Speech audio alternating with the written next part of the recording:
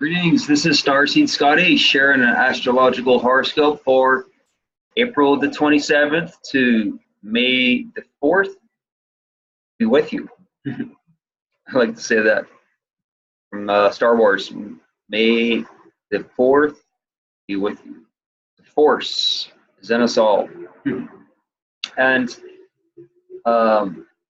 yeah, so this is a weekly horoscope, and I just wanted to go through the energies of the week ahead, so we can have an idea of what to expect, how we can, when we have an idea of the energies, then we can, instead of reacting, we can respond. Respondability, very big theme with Capricorn energy. The South Node is on exactly the same degree of Saturn right now. So, yeah, it's really intense energies, but if we dedicate ourselves with spiritual service, sextile of Neptune to Saturn, and do our inner work and do our outer work, then follow our feelings and North Node. There's going to be some squares, which I'll go into, and the big one is T-square of Aries, Mercury Aries. So it's going to be a lot of instinctive, Aries, passionate energy hitting the nodes. So let's go through the transits and just see how the energy is.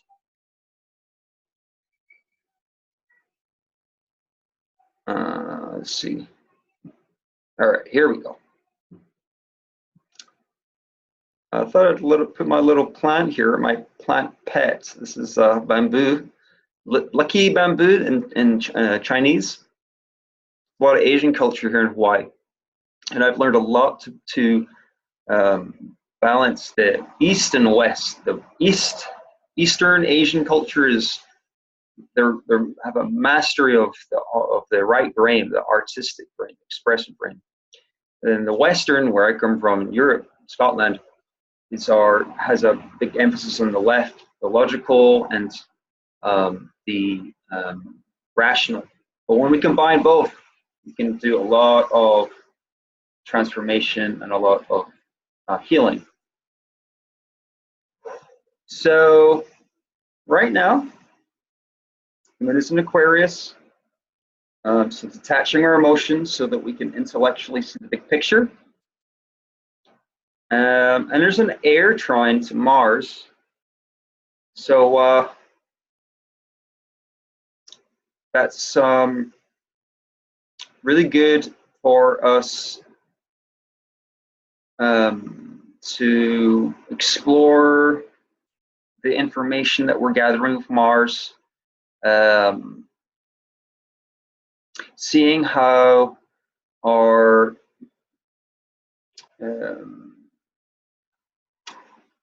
conscious thought patterns can affect our subconscious, because Aquarius can be kind of the subconscious. Because Uranus, which rules Aquarius, rules the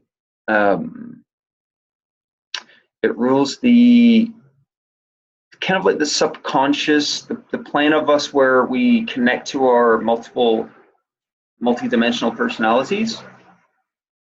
So if we're aware of how we can choose certain thoughts to explore, so certain themes, certain subjects. So an example I like to always say is that I will listen to interviews of thought leaders on YouTube, and that way it's this Aquarian way of our global humanity. But the intellectual Gemini Mars part is the information that they're sharing, which transmits to the wisdom. Mars actually will be opposing Jupiter and Sag retrograde at some point, and Jupiter is going to be sextiling Moon in Aquarius right now. So definitely there's an emphasis on wisdom. Sextile is a dynamic element with the Moon. The opposition is how we contrast how the basic thoughts that we have can be applied to a grander philosophical meaning. So one thing I really wanted to share is this fascinating online summit that's available free this week. It's called Time of the Sixth Sun, and this is the website of it right here. And I really recommend any of you who are interested in healing, shamanism, native culture, evolution. Really recommend check this out. And what's really interesting is the tagline of this movie is "Dreaming Ourselves Awake." I thought that really resonated with me. I'm a dreamer. I'm a Pisces, and it sounds like a paradox or an irony. How could we dream ourselves to become awake when the consensus idea is that dreaming is escaping or falling asleep or avoiding reality?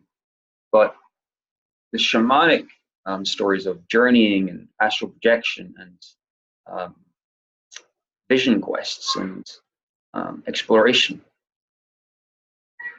points to the idea that we're actually dreaming all the time. Question is, how deep are we dreaming, and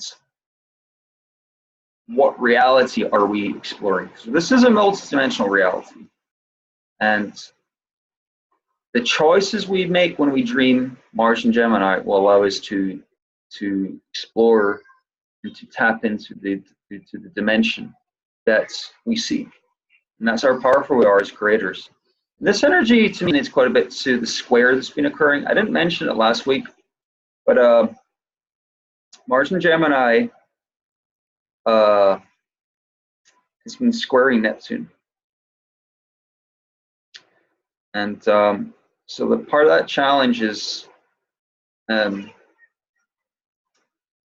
if we're unconscious about our thought patterns, because Gemini is kind of the logical, everyday thoughts we have. If we're unconscious of that, then we can be deluded, or we can, like a lot of the media in the world, we can feed into fear and a lot of like scarcity and all the problems. But if we use our Mars and Gemini to ask about our imagination, then I think that square can be resolved. To see that consciousness, that everything has consciousness, even plants and crystals, and the tying here of Moon in Aquarius is how we're sharing a dream of our global village, our tribe, humanity. So the Moon in Aquarius has been sextiling, double sextile to Jupiter, asking us about the wisdom that we gain inside of ourselves. Jupiter is retrograde. It's also sextiling, well, it has been earlier, Mercury. So that's how the detached emotional realm can, if we have a detachment that is maybe seeing, well, depending on what we're wanting to explore, Mercury and Aries can help us to, by going into our deep instincts and our impulses, that Aries energy, we can explore what our desire is, because it's really important to feel into our passions. So, but I did share this plant here, this bamboo plant, because the sun is in Taurus. It's at 7 degrees, and Taurus is really earthy, and I've really enjoyed when Taurus, the sun conjoined Uranus. I felt that the Taurus energy is really I think it's the ground in the evolution, because in this Sixth Sun online series about this spiritual and shamanic new world that we're entering, seems a perfect timing, because Saturn's on the south node of the moon now, and Saturn has a rulership of patriarchy, but I believe also of the matriarchy, and how our ancient ancestors are actually in us, because if you think, they passed their DNA to us. and their wisdom is inside of us. So, but this is a time of speaking it, because the nodes were activating the destiny of the past and the future. How we are in the middle of that. And we are responsible, if we take our leadership, to do the best we can and to serve the earth. Because, and that the key with this is earth. Spell earth. You invert the letters. Spells heart.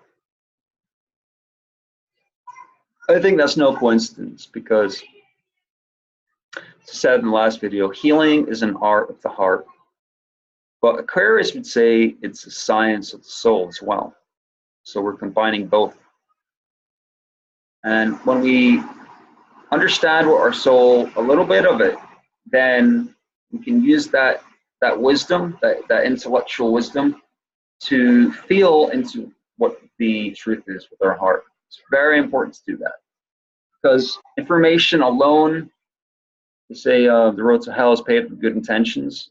I'm not too sure all about that, but I think that's to say, if we're only guided by our intellect, then we can easily be led astray. I've seen it so much in this world, for profit, for greed, for the most logical thing. And there's so much in this world where people and corporations and they do ruthless actions and without any consideration of the feelings and the honor of others, and massacres. And this is what a lot of the natives talked about, the genocides. But the heart is always that place where healing can occur. And the heart can heal if we have forgiveness and if we have faith.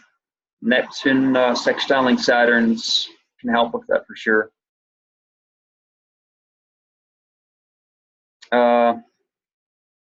So yes, a lot of mind energy right now in Aquarius. And so let's go to the next day. We'll be entering Pisces tomorrow on 28th. Let's see. Yes, April 28th, moon will enter Pisces.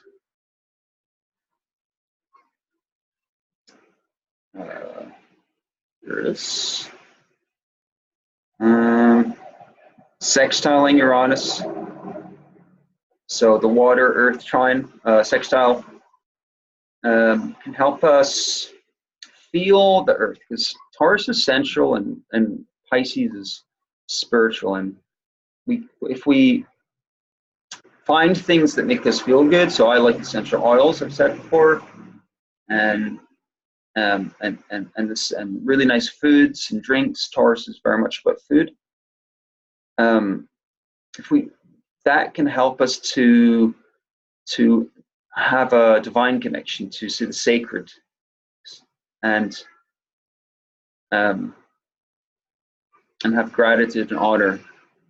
That can really help for sure. So, not many other aspects of the moon there. There's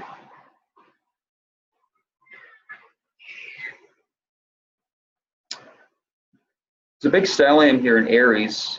Venus and Mercury have passed Chiron. So last week there was quite a lot of exploration of our ego, healing our ego with our mind and our inner self, values, our relationship to ourself, what our desires are, what we're passionate about, because that's what can motivate us. That's where we can connect to our soul. And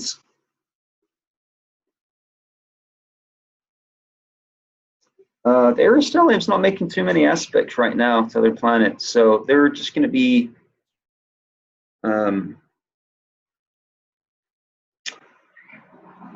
just focus there. But I think it's the day after the 29th.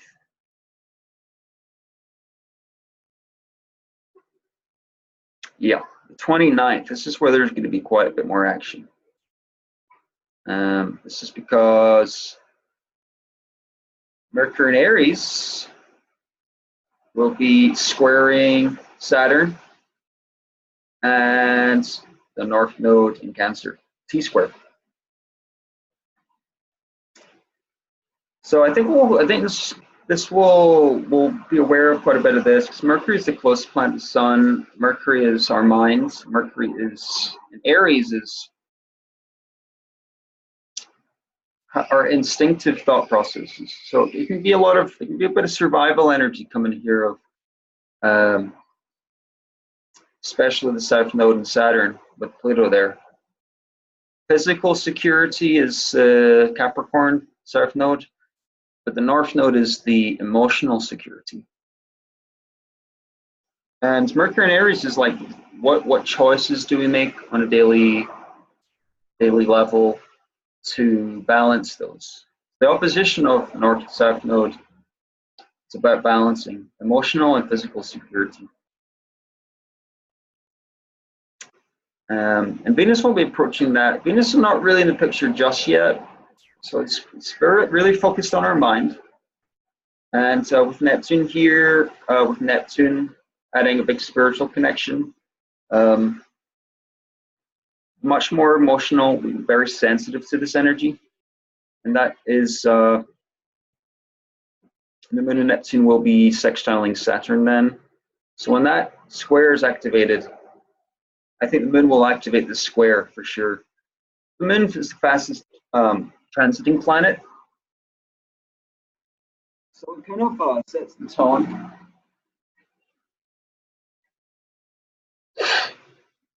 And earlier on, yeah, well, I talked about that, the sextile Taurus. But it's still squaring Mars, so this mind connection is maybe, we have to be careful with our unconscious thoughts, I think, because Neptune and Pisces kind of the unconscious. Mars and Gemini is our direct conscious awareness. So this idea of the dreaming ourselves awake, I think that's a really good metaphor with this energies, because many people think dreaming is escapism, which it can be. That's the shadow of Neptune. And if we don't do our Mars and Gemini, we don't want to take responsibility for our thoughts, and we just escape either with, movies or entertainment or news, then we can fall into that trap of just following others. And I've heard a phrase: we don't create our own dream of reality, we will be in someone else's dream. And I see it everywhere. A lot of people, they just pretty much operate like robots and don't want to take the effort. And it's understandable, because there's a lot of trauma coming up, and if we haven't faced our fears and faced our issues, then it's just going to keep coming back in circles. And Gemini is the trickster, kind of this duality archetype, where it can go back and forth. There can be repeating, and Chiron is a big part of that as well, wounding that's repeated. So I think it's really important to just to be aware of the things that we're passionate about. This is the square of Mercury and Aries. If we find our passion, follow our feelings, then it can help us to navigate these shifts that we're going through. I really like Mercury and Aries. So I have Venus in Aries, and when I'm in a flow state of following my bliss, it's through my desires, the things that I really care about, like healing and high vibrational foods and ascension and how we're all connected. For sure, Neptune and the Moon is an energy where unity consciousness can be more aware of. But just like the mind thing, if we detach from the mind, then the consequences will come. In the same way, if we do not accept feelings, if we avoid feelings, then those can be repressed, and then they'll come up as external consequences. So I think a lot of this energy is really about our thoughts and feelings, being aware of the patterns, and then deciding to alter them, because Aries can be just like, okay, I'm just going to change. And Gemini is very changeable as well. But Aries is more like starting something new, be like impulse.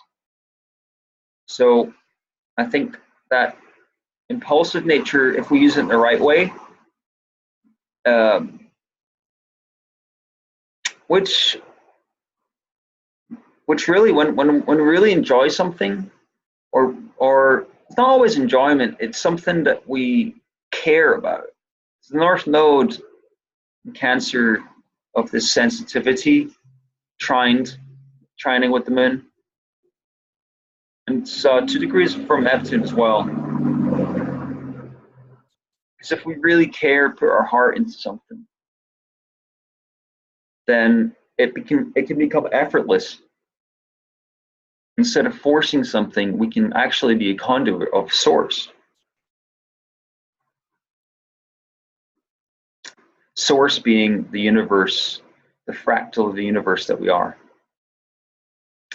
So let's see. Oops, I'll just release that. All right. So on the 30th,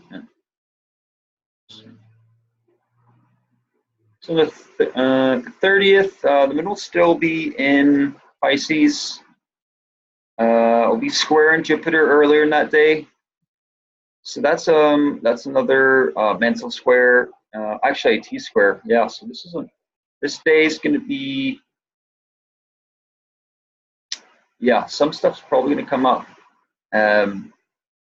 with our lower mind and our higher mind, in a simple sense. So here's minute 24. Jupiter 23, and then Mars at 20.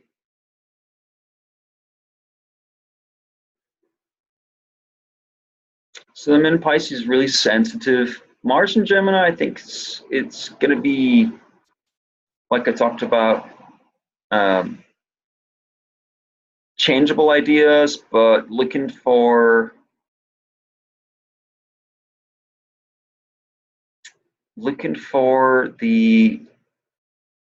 for new ways of thinking. I've said this several times, but I think Mars wants us to just to look for new thought processes. And Jupiter and Sag being retrograde, I think we can process all of these experiences into wisdom by allowing the experiences to settle into us. So all of this mental energy has come up with Mercury and Aries and Gemini. I think the square of the moon in Pisces with Jupiter and Sagittarius. Yeah, like I talked in the last video, is emotions, higher emotions, and higher intellect. So I think when we find something that we really, really care about, and the moon in Pisces can allow us to tune into other realities, we can discern. I think it's more about the morals of it. So are our feelings guiding us to the truth that we're searching for, or are they leading us astray? And yeah.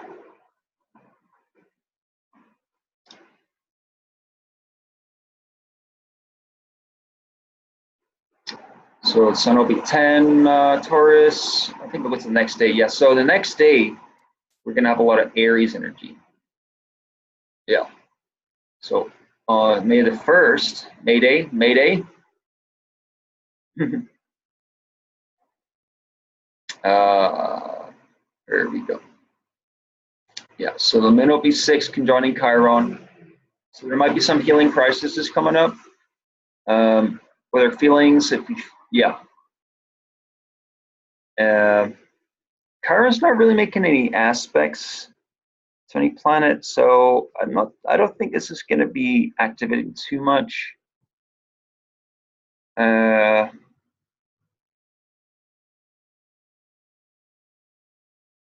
as it approaches Venus, I think there'll be a lot more sensitivity. Moon and Venus goes well together, I think. Moon is exalted in Taurus, and Taurus is ruled by Venus. And Venus is our inner nature. And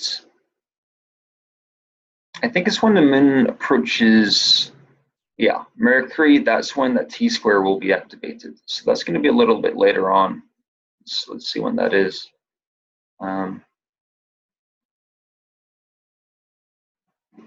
It's going to be May the 2nd. Yeah, that's when there's going to be a lot more. That's the day really to look out for with this T-square.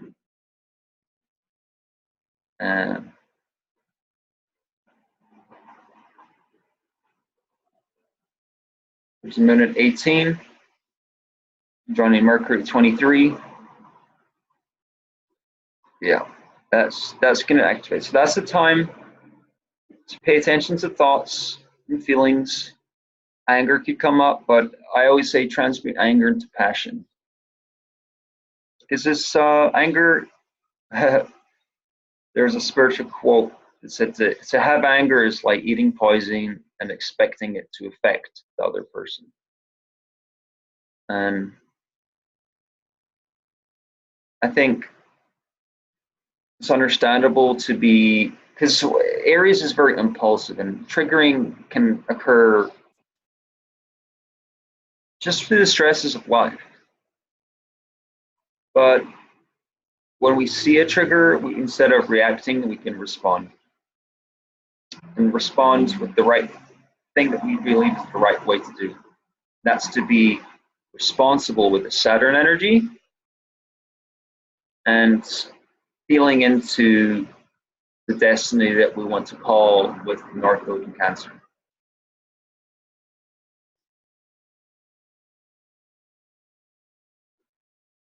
And also, this will be sextiling Mars, so this is a heightened mental energy.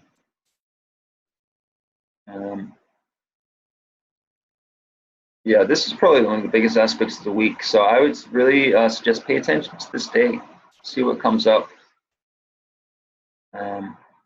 Mars also will be conjuncting. Yeah, anger is a big theme for that. Yeah, Mars can be irritable and angry, but I think if we're being creative and curious, because Gemini is like that dual trickster energy, the inner kind of like a childlike energy, to be playful. I think that will help a lot with this. I often like to tell bad jokes to people, to my friends, and it's like sometimes, they say to laugh at someone, it's better to laugh with someone. But I actually don't mind being laughed at, because if I'm in a lighthearted place, I won't take anything personally. This energy can be very personal, because the moon is the directest inner planet of our energy. And Mercury is the closest planet to the sun, and that's our mind. So, yeah.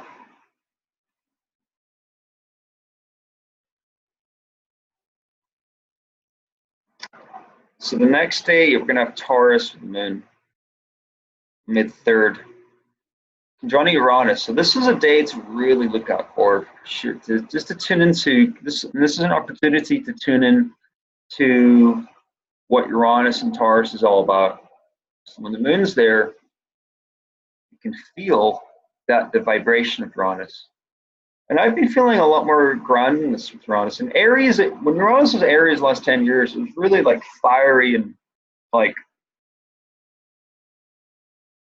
feeling like a spiritual soldier, so to speak, and feel like, you know, we're in survival. But we want to thrive. And Uranus was like, we need a new sense of self with our ego expression.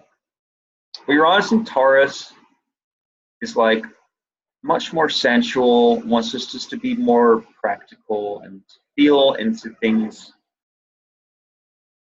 in a way that is evolutionary. So like, I'm really, really big, I've said often, that we can evolve ourselves with foods. And the sensual part is really, to me, fascinating, where when we can expand our senses, we can tune into the awareness of other realities. I think Uranus will make us see that. Because vibration and sound and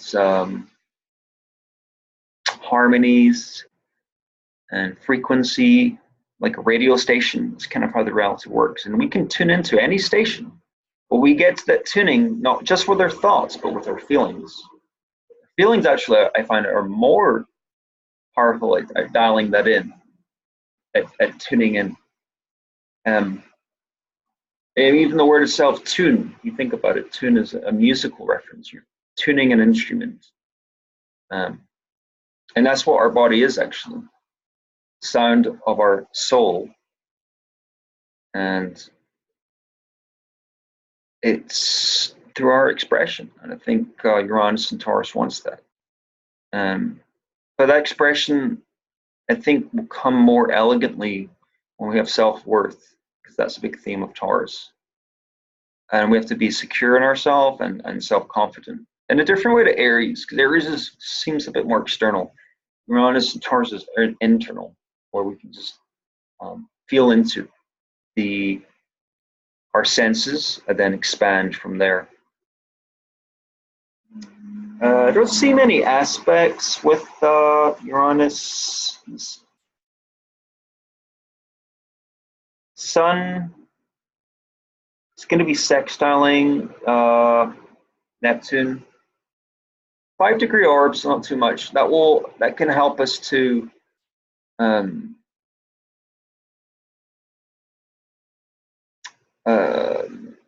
expand that inner nature that we've been developing. The sensual side, I think, can translate to a spiritual side, which can help us with this grand project in these intense times. Neptune's still sextiling, and it'll be for a long time, actually. Saturn's at 20, Capricorn, Neptune is at 18, Pisces. So the more spiritual work we do, that can actually help us with the physical work of Capricorn. But we have to be smart about it. To me, when I'm tuned into high vibrations through my diet and meditating and various other things, that allows me to physically perform better. So the vibrations can be shared. And it's very real for me, you know. And also with emotional healing, North Node in Cancer. When we can share our emotions and our heart with others, we can feel a sense of connection that is priceless. Mars will be opposing Jupiter and Sag. So the information that we're gathering, exploring new horizons, new ideas, can give us more wisdom to find out what we want to be true. Or not what we want to be true, what's the ultimate truth is. Because, what was that I heard that I think it's in the Matrix movie, there's Morpheus is like, take the red pill, believe what you want, and wake up in your own, basically in like our own delusion, our own fantasy land. That's the square of Sag Pisces. But if we want to know the real truth, then we go down the rabbit hole, and we might not like it, but I think the truth is so important because I believe it sets us free. Sets us free, not like in a sense of like free to do anything, free and but a freedom of feeling and a freedom of of safety and security, like with this Cancer Capricorn axis. So I believe that when we're on a path, we're serving something higher, a higher truth. Then all of these mysteries and the tensions and traumas and turmoils can all, even when they come up and even when it's hard, when we know deep down that feeling of truth, it's like a gut feeling, it's resonance. When we have that, even as a memory, even as a compass, a guiding North Star, then those hard struggles become softened and in a way are more approachable and can even allow us to expand further into our ascension.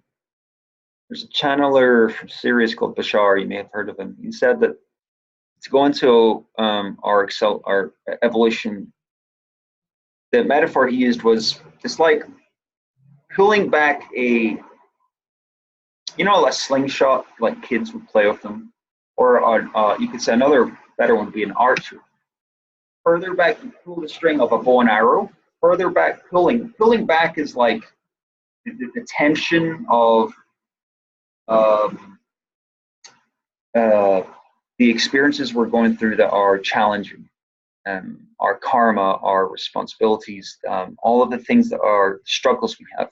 That's the pulling. So the further we can pull back, and once that's released, then we can be catapulted even further than we can imagine if we just instantly awaken with the click of our fingers. So all of this drama, there is divinity to drama. Now, it's not to say that we indulge in drama, because that's evident everywhere. But if we can see the silver lining, then I think we can transmute and really become alchemists for everything we experience. And that further back we go means the further we can. And that's quite a Sagittarian thing. You think the arrow is a Sagittarius glyph, and wherever we aim our arrows, it's Mars and Gemini is like, it's almost like before we're taking off in a plane, Mars is like, okay, where do I want to go? Where's the destination? Do I want to go to Hawaii, or where I am, or do you want to come to Peru, or you want to go to China? That choice will set the course of that whole adventure. Let's say you're going on vacation. That travel, external travel, is Sagittarius. But Gemini is like the preparation to go there. So like if I went on vacation somewhere, travel on a plane, I need to book the flight, I need to prepare it, I need to get everything ready. That's Gemini, is the basic info. But the vision we have is just as important as the actual steps we take there. So I think it's really, really good to aim high, and this traveling to me can be interdimensional. Sagittarius is it's a co-ruler of Pisces, so there's a very spiritual component. And I really, in my daily experience, I have this unique experience of being here, of being somewhere else. I'm physically doing my job, but when I'm in that altered state of ascension, I can feel unity and also awareness of different realities. And that's because I aim my awareness to follow the feelings of bliss. Not only bliss, but it's the passion of to feel the power that comes through, and to honor the animalistic nature as well. Because this is a big Aries energy we have this week. Honor our animalistic nature. It's a very big thing, I think. Because Venus will be squaring Saturn as well. But that will really be, let's see what it is tomorrow. May the 4th. May the 4th be with you.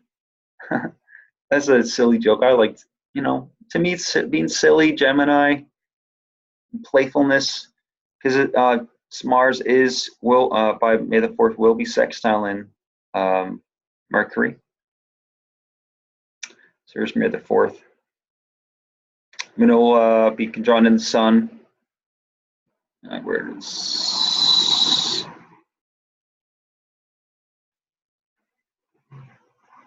Yeah, so it's a good day to do something very sensual, have nice, go out in nature and have some really nice foods, and